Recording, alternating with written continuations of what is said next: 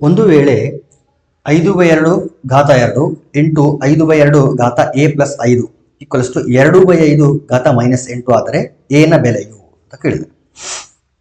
ಒಂದು ಅಬ್ಸರ್ವ್ ಮಾಡಿದ್ರೆ ಏನ್ ಗೊತ್ತಾಗುತ್ತಂತಂದ್ರೆ ಲೆಫ್ಟ್ ಸೈಡ್ ಅಲ್ಲಿ 5/2 ಘಾತ 2 ಇಂಟು 5/2 ಘಾತ a ಪ್ಲಸ್ 5 ಅಂತ ಇದೆ. ಬಟ್ ರೈಟ್ ಸೈಡ್ ಅಲ್ಲಿ 2/5 ಇದೆ, ಅಂದ್ರೆ 5/2ರ ವ್ಯುತ್ಕ್ರಮ ರೆಸಿಪ್ರೋಕಲ್ ರೈಟ್ ಸೈಡ್ ಇರೋದು. ಸೊ ಈ 2/5 5/2 ಮಾಡಬೇಕು ಅಂತಂದ್ರೆ ಈ ನೆಗೆಟಿವ್ ನ ತೆಗೆದುಕೊಳ್ಬೇಕು, ಅಥವಾ a to the power of -n will be equal to 1/a to the power of n, 1/a to the power of n. ಅಥವಾ ಇದನ್ನ ಹಿಂಗೂ ಬರಿಬಹುದು 1/a whole to the power of n, ಈ ರೀತಿ ಕೂಡ ಬರಿಬಹುದು. ಅಂದ್ರೆ ಈ ಮೈನಸ್ ನಾನು ರಿಮೂವ್ ಮಾಡಬೇಕು ಅಂತಂದ್ರೆ ನೋಡಿ, -n ಪ್ಲಸ್ n ಮಾಡಬೇಕು ಅಂತಂದ್ರೆ ಈ ಬೇಸ್ ಅಲ್ಲಿ ಏನು ಕ್ವಾಂಟಿಟಿ ಇರುತ್ತಲ್ಲ ಅದರ ರೆಸಿಪ್ರೋಕಲ್ ತಗೋಬೇಕು ಅಂತ ಅರ್ಥ. ದೇರ್ಫೋರ್ ಇಲ್ಲಿ ಬೇಸ್ ಅಲ್ಲಿ ಏನಿದೆ ಆಧಾರ ಸಂಖ್ಯೆ ಎಷ್ಟು ಅಂತಂದ್ರೆ 2/5. 2/5 ನಾನು ವ್ಯುತ್ಕ್ರಮ ಮಾಡಿದ್ರೆ ರೆಸಿಪ್ರೋಕಲ್ ತಗೊಂಡ್ರೆ 5/2 ಆಗುತ್ತೆ. ಈಗ ಈ -8 ಬದಲಿಗೆ ನಾನೆಂತ ಬರಿಬಹುದು 8 ಅಂತ ಬರಿಬಹುದು. ಯಾಕೆ ಈ ರೀತಿ ಮಾಡಿರೋದು ಅಂತಂದ್ರೆ ಎಡಗಡೆ ಮತ್ತು ಬಲಗಡೆ ಆಧಾರ ಸಂಖ್ಯೆಗಳು ಸೇಮ್ ಇದ್ದಾಗ ಘಾತಾಂಕಗಳನ್ನ ನಾವೇನ್ ಮಾಡಬಹುದು ಅಂತಂದ್ರೆ ಈಕ್ವೇಟ್ ಮಾಡಬಹುದು. ಹಾಗಾಗಿ ನಾನೇನ್ ಮಾಡಿದ್ದೀನಿ ಇಲ್ಲಿ 5/2 ಅಂತ ಬರ್ಕೊಂಡಿದ್ದೀನಿ. ಈಗ 5/2 ಘಾತ 2 ಇಂಟು 5/2 ಘಾತ a ಪ್ಲಸ್ 5, ಇಲ್ಲಿ ಒಂದು ಘಾತಾಂಕದ ನಿಯಮ ಅಪ್ಲೈ ಆಗುತ್ತೆ, ಲಾ ಆಫ್ ಎಕ್ಸ್ಪೋನೆಂಟ್ ಅಂತ ಹೇಳ್ತೀವಿ. a to the power of m into a to the power of n will be equal to a to the power of m plus n. ನೋಡಿ, ಆಧಾರ ಸಂಖ್ಯೆಗಳು bases are equal and they are in product, then exponents must be added, ಎಕ್ಸ್ಪೋನೆಂಟ್ಗಳು add ಆಗ್ತವೆ. Therefore 5/2 to the power of 2 plus a plus 5 ಪವರ್ಗಳು add ಆಯ್ತು. Right side ಏನಿದೆ 5/2 to the power of 8. ಈಗ base 5/2 ಬಂದಿರೋದ್ರಿಂದ ಎಕ್ಸ್ಪೋನೆಂಟ್ಗಳು ಈಕ್ವಲ್ ಆಗಿರ್ತವೆ, ಅವುಗಳನ್ನು equate ಮಾಡಬಹುದು. Therefore 2 plus a plus 5 is equal to 8, ಅಥವಾ a ಪ್ಲಸ್ 5 ಪ್ಲಸ್ 2 ಅಂದ್ರೆ 7 equals to 8. Therefore a equal to 7 ಈ ಕಡೆ ಬಂದ್ರೆ -7, 8 - 7 ಅಂತಂದ್ರೆ 1. Therefore, the value of a will be equal to 1. Option 4 correct. Next question, ಒಂದು ತ್ರಿಭುಜದ ಕೋನಗಳು 1:2:7 ಅನುಪಾತದಲ್ಲಿದ್ದರೆ ಆಗ ಆ ತ್ರಿಭುಜವು ಅಂತ ಕೇಳಿ. ಸೊ ಲಘುಕೋನ ತ್ರಿಭುಜನ, ವಿಶಾಲ ಕೋನ ತ್ರಿಭುಜನ, ಲಂಬಕೋನ ತ್ರಿಭುಜನ, ಸಮಬಾಹು ತ್ರಿಭುಜನ ಅಂತ ಹೇಳಬೇಕು. ಮೊದಲು ನಮಗೆ ಲಘುಕೋನ, ಲಂಬಕೋನ, ವಿಶಾಲ ಕೋನ, ಸಮಬಾಹು ತ್ರಿಭುಜ ಅಂದ್ರೆ ಏನು ಅಂತ ಗೊತ್ತಿರಬೇಕು. ಸೊ ಲಘುಕೋನ ತ್ರಿಭುಜ ಅಂತಂದ್ರೆ ಒಂದು ತ್ರಿಭುಜದ 3 ಕೋನಗಳು ಲಘುಕೋನಗಳಾಗಿರ್ತವೆ. ಲಘುಕೋನ ತ್ರಿಭುಜಕ್ಕೆ ಇಂಗ್ಲಿಷ್ ಅಲ್ಲಿ ಅಕ್ಯೂಟ್ ಆಂಗಲ್ ಟ್ರಯಾಂಗಲ್ ಅಂತ ಕರೀತಾರೆ. If all the 3 angles of a triangle are acute angles, then it is known as acute angled triangle. So ಒಂದು ತ್ರಿಭುಜದಲ್ಲಿ 3 ಕೋನಗಳು ಲಘುಕೋನಗಳಾಗಿರಬೇಕು, ಅಂದಾಗ ಮಾತ್ರ ಅದನ್ನ ಲಘುಕೋನ ತ್ರಿಭುಜ ಅಂತ ಕರೀತಾರೆ. ಇನ್ನು ವಿಶಾಲ ಕೋನ ತ್ರಿಭುಜ ಅಂತಂದ್ರೆ ಇದನ್ನ ಅಬ್ಟ್ಯೂಸ್ ಆಂಗಲ್ ಟ್ರಯಾಂಗಲ್ ಅಂತ ಹೇಳ್ತಾರೆ. ಯಾವುದಾದ್ರೂ ಒಂದು ಟ್ರಯಾಂಗಲ್ ಅಲ್ಲಿ, ಒಂದು ತ್ರಿಭುಜದಲ್ಲಿ ಒಂದು ಆಂಗಲ್, ಒಂದು ಕೋನ ಏನಾದ್ರೂ ವಿಶಾಲ ಕೋನ ಆಗಿತ್ತು ಅಂತಂದ್ರೆ ಆಗ ಅದನ್ನ ವಿಶಾಲ ಕೋನ ತ್ರಿಭುಜ ಅಂತ ಕರಿತೀವಿ. ಲಘುಕೋನದಲ್ಲಿ 3 ಕೋನಗಳು ಲಘುಕೋನ ಆಗಿರಬೇಕು. ವಿಶಾಲ ಕೋನದಲ್ಲಿ 3 ಕೋನಗಳ ಲಘುಕೋನ ಆಗಕ್ಕೆ ಸಾಧ್ಯನೇ ಇಲ್ಲ, ವಿಶಾಲ ಕೋನ ಆಗಕ್ಕೆ ಸಾಧ್ಯನೇ ಇಲ್ಲ. ಹಾಗಾಗಿ ಯಾವುದಾದ್ರೂ ಒಂದು ಕೋನ ವಿಶಾಲ ಆಗಿರಬೇಕು. Any one angle should be an obtuse angle, then only we will call it as an obtuse angled triangle. Same situation ಲಂಬಕೋನ ತ್ರಿಭುಜದಲ್ಲೂ ಕೂಡ ರೈಟ್ ಆಂಗಲ್ ಟ್ರಯಾಂಗಲ್ ಅಂತ ಹೇಳ್ತೀವಿ. ಒಂದು ತ್ರಿಭುಜದಲ್ಲಿ ಒಂದು ಆಂಗಲ್ ಏನಾದರೂ 90 ಡಿಗ್ರಿ ಇದ್ರೆ, ಯಾವ್ದಾದ್ರು ಒಂದು ಕೋನ 90 ಡಿಗ್ರಿ ಇದ್ರೆ ಅದನ್ನ ಲಂಬಕೋನ ತ್ರಿಭುಜ ಅಂತ ಕರಿತೀವಿ. ಇನ್ನು ಸಮಬಾಹು ತ್ರಿಭುಜ ಅಂತಂದ್ರೆ all the sides must be equal and even all the angles will be equal and they will be equal to 60 degree. ತ್ರಿಭುಜದ 3 ಬಾಹುಗಳು ಸಮವಾಗಿರ್ತವೆ ಮತ್ತು 3 ಕೋನಗಳು ಕೂಡ ಸಮವಾಗಿದ್ದು ಆ ಕೋನಗಳು ಎಷ್ಟು ಡಿಗ್ರಿ ಇರ್ತವೆ ಅಂತಂದ್ರೆ 60 ಡಿಗ್ರಿ 60 ಡಿಗ್ರಿ 60 ಡಿಗ್ರಿ ಇರ್ತವೆ. ಸೊ ಇಷ್ಟು ಬೇಸಿಕ್ ಐಡಿಯಾ ನಮಗೆ ಇರಬೇಕಾಗಿತ್ತು. ಇನ್ನು ಇಲ್ಲೇನು ಕೊಟ್ಟಿದ್ದಾರೆ ಅಂತಂದ್ರೆ ಒಂದು ತ್ರಿಭುಜದ 3 ಕೋನಗಳ ರೇಷಿಯೋ ಕೊಟ್ಟಿದ್ದಾರೆ, ಅನುಪಾತ ಕೊಟ್ಟಿದ್ದಾರೆ. ಅನ್ಕೊಳ್ಳೋಣ ಆಕ್ಚುಯಲ್ ಕೋನಗಳು ಏನಾಗಿರ್ಲಿ ಅಂತಂದ್ರೆ 1x 2x ಮತ್ತು 7x ಅಂತ. ಯಾಕಂದ್ರೆ ಅನುಪಾತದಲ್ಲಿ ಕೊಟ್ಟಾಗ ಒಂದು ಕಾಮನ್ ಫ್ಯಾಕ್ಟರ್ ಅಂತ ಇರುತ್ತೆ, ಆ ಕಾಮನ್ ಫ್ಯಾಕ್ಟರ್ನ ಕ್ಯಾನ್ಸಲ್ ಮಾಡಿ ಸಿಂಪ್ಲಿಫೈಡ್ ಫಾರ್ಮ್ ಅಲ್ಲಿ ನಾವು ಬರ್ದಿರ್ತೀವಿ. ಸೊ ಆ ಕಾಮನ್ ಫ್ಯಾಕ್ಟರ್ ಯಾವುದು ಅಂತಂದ್ರೆ ಎಕ್ಸ್ ಎಕ್ಸ್ ಎಕ್ಸ್, ಅದು ಮಲ್ಟಿಪ್ಲೈ ಮಾಡಿಬಿಟ್ಟು ನಾವು ಅಂತಂದ್ರೆ ನನಗೆ ರಿಯಲ್ ಆಂಗಲ್ಗಳು ಬಂದ್ಬಿಡ್ತದೆ. ಸೊ ಇದು 1x ಅನ್ನೋದು ಒಂದು ಕೋನ, 2x ಅನ್ನೋದು ಇನ್ನೊಂದು ಕೋನ, 7x ಅನ್ನೋದು ಮತ್ತೊಂದು ಕೋನ. ಸೊ ಇಲ್ಲಿ ಕೋನಗಳು ಬೇರೆ ಬೇರೆ ಆಗಿರೋದ್ರಿಂದ ಸಮಬಾಹು ತ್ರಿಭುಜ ಆಗಿರೋಕ್ಕೆ ಸಾಧ್ಯನೇ ಇಲ್ಲ. ಈಗ ಪಾಸಿಬಿಲಿಟಿ ಇರೋದು ಲಘುಕೋನ ತ್ರಿಭುಜ, ಲಂಬಕೋನ ತ್ರಿಭುಜ ಅಥವಾ ವಿಶಾಲ ಕೋನ ತ್ರಿಭುಜ ಆಗಿರಬೇಕು ಅಂತ ನೋಡೋಣ. ನಮಗೆ ಒಂದು ಪ್ರಾಪರ್ಟಿ ಗೊತ್ತಿದೆ, ಏನು ಅಂತಂದ್ರೆ ಎನಿ ಟ್ರಯಾಂಗಲ್, ಯಾವುದೇ ತ್ರಿಭುಜ ತಗೊಂಡ್ರು ಕೂಡ ತ್ರಿಭುಜದ ಒಳಕೋನಗಳ ಮೊತ್ತ ಎಷ್ಟು ಡಿಗ್ರಿ ಸಮವಾಗಿರುತ್ತೆ ಅಂತಂದ್ರೆ 180 ಡಿಗ್ರಿಗೆ ಸಮವಾಗಿರ್ತದೆ. ಇಂಟೀರಿಯರ್ ಆಂಗಲ್ ಥಿಯರಮ್ ಅಂತ ಕಳ್ತೀವಿ ನಾವು. Sum of interior angles of any triangle will be equal to 180 degree.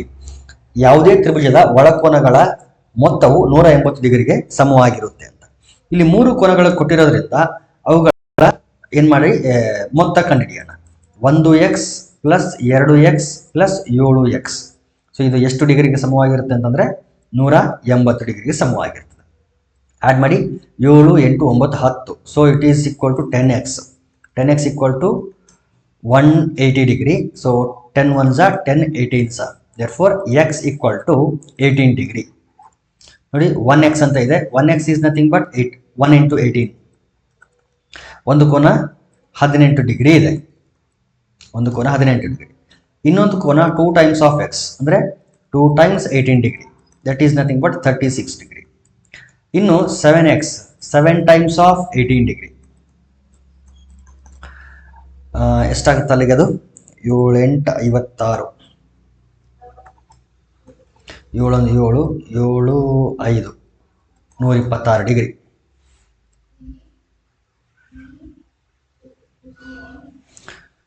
6 14 6 20 2 2 4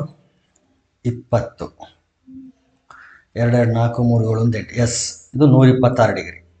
ನೋಡಿ 126 ಡಿಗ್ರಿ ಅನ್ನೋದು ಇದು ಒಂದು ವಿಶಾಲ ಕೋನ.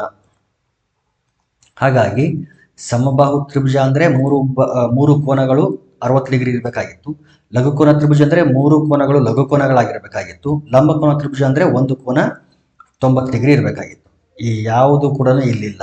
ಹಾಗಾಗಿ ಒಂದು ಕೋನ ವಿಶಾಲ ಕೋನ ಆಗಿರೋದ್ರಿಂದ ಇದು ಒಂದು ವಿಶಾಲ ಕೋನ ತ್ರಿಭುಜ ಅಂತ ಹೇಳ್ತೀವಿ. 3.6 ಮೈನಸ್ 0.8ರ ಬೆಲೆ. ಇದು ಒಂದು ಭಾಗಲಬ್ಧ ಸಂಖ್ಯೆಗಳು, ನೆನ್ಪಿಟ್ಕೊಳ್ರಿ. 3.6 ಇದರ ಅರ್ಥ 3.6666 ಅಂತ ಇನ್ಫಿನಿಟಿವರೆಗೂ ಇದು ರಿಪೀಟ್ ಆಗ್ತಾ ಹೋಗ್ತದೆ ಅಂತ. 0.8 ಬಾರ್ ಅಂತಂದ್ರೆ 0.888888 ಅಂತ ರಿಪೀಟ್ ಆಗ್ತಾ ಹೋಗ್ತದೆ. ಆ ರಿಪಿಟೇಟಿಂಗ್ ಪ್ಯಾಟರ್ನ್ ಅನ್ನ ಬಾರ್ ಹಾಕಿ ಬರೀತೀವಿ. ಸೊ ಇದನ್ನ ಫ್ರಾಕ್ಷನ್ ಫಾರ್ಮಲ್ಲಿ ಯಾವ ರೀತಿ ಬರೀತಾರೆ ಅಂತ ಫೈಂಡ್ ಮಾಡಿ ಆಮೇಲೆ ಸಬ್ಟ್ರಾಕ್ಟ್ ಮಾಡಿ ವ್ಯಾಲ್ಯೂನ ಕ್ಯಾಲ್ಕುಲೇಟ್ ಮಾಡೋಣ.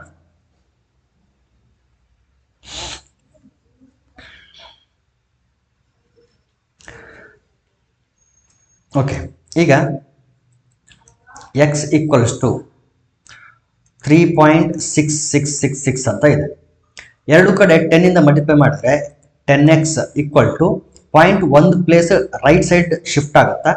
ಹಾಗಾಗಿ it will be equal to 36.6666 ಅಂತ ಆಗ್ತದೆ. ಈಗ ಸಬ್ಟ್ರಾಕ್ಟ್ ಮಾಡೋಣ. 10x ಮೈನಸ್ x ಅಂತಂದ್ರೆ 9x. It is equal to 36. ನೋಡಿ ರೈಟ್ ಸೈಡ್ ಇರ್ತಕ್ಕಂಥದ್ದು ಈ ರೀತಿ ಇರ್ತದೆ, 36.6666 ಅಂತ ಹೋಗಿ ಇಲ್ಲಿ 3.6666 ಅಂತ ಹೋಗ್ತಿರ್ತದೆ. ಸೊ ಪಾಯಿಂಟ್ ರೈಟ್ ಸೈಡ್ ಎಲ್ಲಾನು ಕ್ಯಾನ್ಸಲ್ ಆಗಿರ್ತದೆ. 6 - 6 0 6 - 6 0 ಅಂತೇಳಿ ಎಲ್ಲಾನು 0 0 0 ಆಗಿ ಲೆಫ್ಟ್ ಸೈಡ್ ಮಾತ್ರ ಇಲ್ಲಿ ವ್ಯಾಲ್ಯೂ ಬರ್ತದೆ ನಮಗೆ. 36 - 3 ಅಂದ್ರೆ 33.000 ಅಂತ ಅಥವಾ 33. Therefore x is equal to 33/9. x equal to 33/9.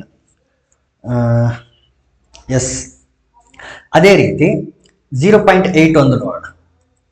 0.8 bar ಇದನ್ನ ಯಾವ ರೀತಿ ಕ್ಯಾಲ್ಕುಲೇಟ್ ಮಾಡೋದು? So let x equal to 0.888888 and so on. Multiply this with 10. ಇಲ್ಲಿ 10 ಇಂದನೇ ಮಲ್ಟಿಪ್ಲೈ ಮಾಡಬೇಕು ಅಂತ ಹೆಂಗ್ ಗೊತ್ತಾಗುತ್ತೆ ನಮಗೆ ಅಂತಂದ್ರೆ ಈ ತರದ್ದು ಒಂದು ಪ್ಯಾಟರ್ನ್ ಇದೆ.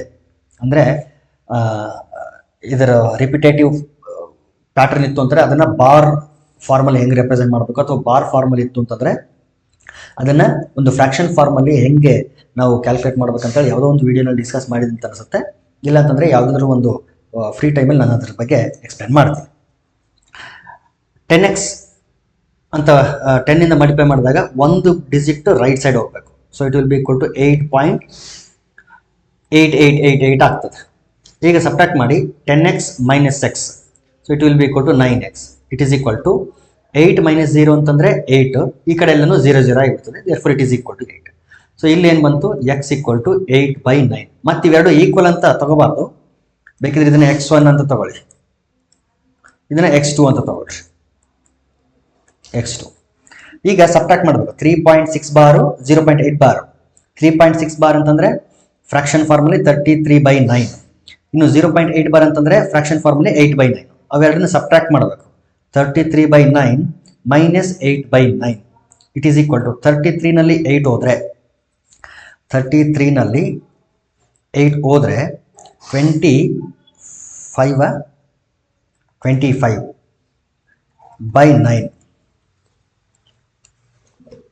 S 25 8 4 12 13 correct. ಈಗ ಇದನ್ನ ಮತ್ತೆ ಡೆಸಿಮಲ್ ಫಾರ್ಮಲ್ಗೆ ಎಕ್ಸ್ಪ್ರೆಸ್ ಮಾಡಬೇಕು.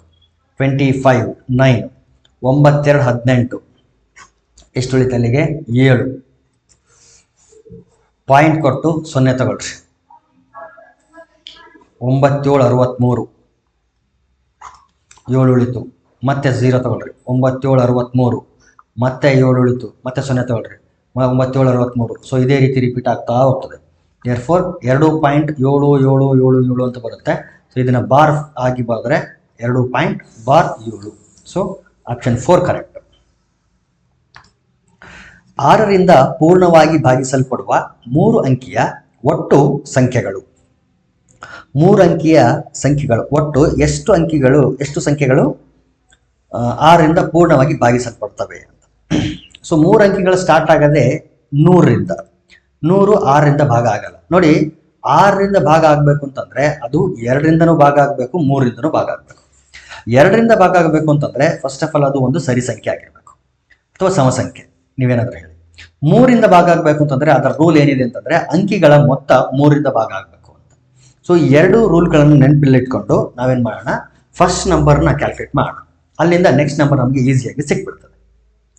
100 ಆಗಕ್ಕೆ ಸಾಧ್ಯ ಇಲ್ಲ, ಯಾಕಂದ್ರೆ ಇದು 2ರಿಂದ ಭಾಗ ಆಗುತ್ತೆ, ಆದ್ರೆ 3ರಿಂದ ಭಾಗ ಆಗಲ್ಲ. ಇನ್ನು 101 ಆಗುತ್ತಾ ಅಂತಂದ್ರೆ 101 ಆಗಲ್ಲ, ಯಾಕಂದ್ರೆ ಇದು ಬೆಸ ಸಂಖ್ಯೆ. 102 ಆಗುತ್ತಾ ಅಂತಂದ್ರೆ ಅಫ್ಕೋರ್ಸ್ ಆಗುತ್ತೆ, ಯಾಕಂದ್ರೆ ಇದು ಸರಿ ಸಂಖ್ಯೆ ಆಗಿರೋದ್ರಿಂದ 2ರಿಂದ ಭಾಗ ಆಗ್ತದೆ. ಮತ್ತು ಅಂಕಿಗಳ ಮೊತ್ತ ಎಷ್ಟು ಬರುತ್ತೆ, 2 + 0 2 2 + 1 3. ಸೊ ಅಂಕಿಗಳ ಮೊತ್ತ 3 ಬಂದಿರೋದ್ರಿಂದ ಇದು 3ರಿಂದ ಭಾಗ ಆಗ್ತದೆ. ಹಾಗಾಗಿ 6ರಿಂದ ಭಾಗವಾಗುವಂತಹ 3 ಅಂಕಿಯ ಮೊದಲನೇ ಸಂಖ್ಯೆ ಯಾವುದು ಅಂತಂದ್ರೆ 102. ಹಾಗಾದ್ರೆ ನೆಕ್ಸ್ಟ್ ಸಂಖ್ಯೆ ಯಾವ್ದಾಗಿರುತ್ತೆ ಅಂತಂದ್ರೆ 108 ಆಗಿರುತ್ತೆ. ಹೆಂಗೆ ಅಂತಂದ್ರೆ 6ರಿಂದ ಭಾಗ ಆಗ್ಬೇಕು ಅಂತಂದ್ರೆ +6 +6 +6 ಯಾವಾಗಲೂ ಆಡ್ ಆಗಿರುತ್ತೆ. ಹಾಗಾಗಿ ನೆಕ್ಸ್ಟ್ ನಂಬರ್ 108 ಆಗಿರುತ್ತೆ. ಸೊ ಅದೇ ರೀತಿ ಕಂಟಿನ್ಯೂ ಮಾಡ್ತಾ ಹೋದ್ರೆ ಇನ್ನು ಕೊನೆಯ ಸಂಖ್ಯೆ ಯಾವುದು ಅಂತ ನೋಡೋಣ. ಕೊನೆಯ ಸಂಖ್ಯೆ ಕಂಡುಹಿಡಿಯಕ್ಕೆ ಕೊನೆಯ 3 ಅಂಕಿ ಸಂಖ್ಯೆ ಯಾವುದು ಅಂದ್ರೆ 999. ಇದಾಗಕ್ಕೆ ಸಾಧ್ಯ ಇಲ್ಲ, ಯಾಕಂದ್ರೆ ಇದು ಬೆಸ ಸಂಖ್ಯೆ, 2ರಿಂದ ಭಾಗ ಆಗಲ್ಲ. ಇನ್ನು 998 ಆಗ್ಬೋದಾ ಅಂತಂದ್ರೆ 2ರಿಂದ ಭಾಗ ಆಗುತ್ತಾ, 3ರಿಂದ ಭಾಗ ಆಗುತ್ತಾ ಇಲ್ಲ ನೋಡ್ಬೇಕು. 9 9 18 18 + 8 26 26 3ರಿಂದ ಭಾಗ ಆಗಲ್ಲ, ಸೊ ಇದಲ್ಲ. ಇನ್ನು 997 ಆಗಕ್ಕೆ ಸಾಧ್ಯ ಇಲ್ಲ, ಬೆಸ ಸಂಖ್ಯೆ ಆಗಿರೋದ್ರಿಂದ. ಇನ್ನು 996 ಆಗುತ್ತಾ ಅಂತಂದ್ರೆ ಆಗುತ್ತೆ, ಯಾಕಂದ್ರೆ ಇದು ಸರಿ ಸಂಖ್ಯೆ, 2ರಿಂದ ಭಾಗ ಆಗುತ್ತೆ. ಇನ್ನು 3ರಿಂದನೂ ಭಾಗ ಆಗುತ್ತೆ, 3 3 9 3 3 9 3 7 6. ಹಾಗಾಗಿ 3 ಅಂಕಿಯ ಅತಿ ದೊಡ್ಡ ಸಂಖ್ಯೆ ಯಾವುದು 6ರಿಂದ ಭಾಗ ಆಗೋದು ಅಂತಂದ್ರೆ 996. ಸೊ ಇಷ್ಟು ಸಿಕ್ಬಿಟ್ರೆ ನಮಗೆ ಈ ಒಟ್ಟು ಸಂಖ್ಯೆಗಳನ್ನ ಕ್ಯಾಲ್ಕುಲೇಟ್ ಮಾಡ್ಬೋದು. ಹೆಂಗೆ ಕ್ಯಾಲ್ಕುಲೇಟ್ ಮಾಡ್ತೀವಿ ಅಂತಂದ್ರೆ ಇದು ನಮ್ಮ ಕಣ್ಣು ಮುಂದೆ ಬಂದ ಕೂಡಲೇ ನಮಗೆ ಒಂದು ತಲೆಗೆ ಬರಬೇಕು. ಏನು ಅಂತಂದ್ರೆ it is an arithmetic progression. ಇದು ಒಂದು ಸಮಾಂತರ ಶ್ರೇಣಿ.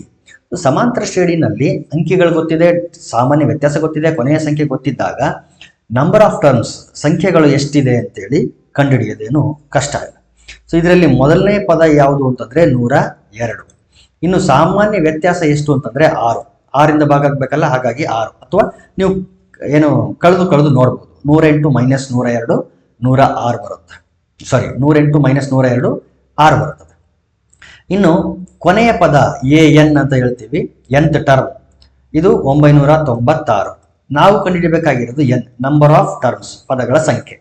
ಸೊ ಸೂತ್ರ ಗೊತ್ತಿದೆ ನಿಮಗೆ, AN = A + (n - 1) × D. ಇದು ಸೂತ್ರ, ಸಮಾಂತರ ಶ್ರೇಣಿಯ nನೇ ಪದ ಕಂಡುಹಿಡಿಯುವಂತ ಸೂತ್ರ. nನೇ ಪದ ಅಥವಾ nth ಟರ್ಮ್ ಕೊಟ್ಟಿದ್ದಾರೆ ನಮಗೆ 996. A ಅಂತಂದ್ರೆ 102 + (n - 1) × D ಅಂದ್ರೆ 6. 102ನೇ ಲೆಫ್ಟ್ ಸೈಡ್ ತಗೊಂಡ್ರೆ -102 ಆಗುತ್ತೆ. Therefore 996 - 102 = (n - 1) × 6. ಕಳೀರಿ, 6ರಲ್ಲಿ 2 ಹೋದ್ರೆ 4. 9ರಲ್ಲಿ 0 ಹೋದರೆ 9, 9ರಲ್ಲಿ 1 ಹೋದರೆ 8. It is equal to n minus 1 into 6. 6ರಿಂದ ಮತ್ತೆ ಭಾಗಿಸ್ಬಿಡಿ. 6 ಒಂದಲೇ 6, 2 ಉಳಿತು 29 ಆಯಿತು. 6 4 24, 5 ಉಳಿತು 5 ಉಳಿತು. 6 9 54, 149 ಆಯಿತು. ಇದೇನಿದು 149 ಈಕ್ವಲ್ ಟು n ಮೈನಸ್ 1. ಈ ಮೈನಸ್ 1 ಈ ಕಡೆ ಬಂದರೆ ಪ್ಲಸ್ 1 ಆಗ್ತದೆ. 149 plus 1 equal to n. Therefore n equal to 149 plus 1 ಅಂತಂದರೆ 150. ಸೊ ಒಟ್ಟು ಎಷ್ಟು ಸಂಖ್ಯೆಗಳಿದೆ 6ರಿಂದ ಸಂಪೂರ್ಣವಾಗಿ ಭಾಗ ಆಗಂಥದ್ದು ಅಂತಂದರೆ 150. ಇದು ಎಷ್ಟು ಅಂಕಿ ಸಂಖ್ಯೆಗಳಂದರೆ 3 ಅಂಕಿ ಸಂಖ್ಯೆಗಳು ಮಾತ್ರ. ದೇರ್ಫೋರ್ ಆನ್ಸರ್ ಯಾವುದು ಅಂದರೆ ಫಸ್ಟ್ ಆಪ್ಷನ್ ಕರೆಕ್ಟ್.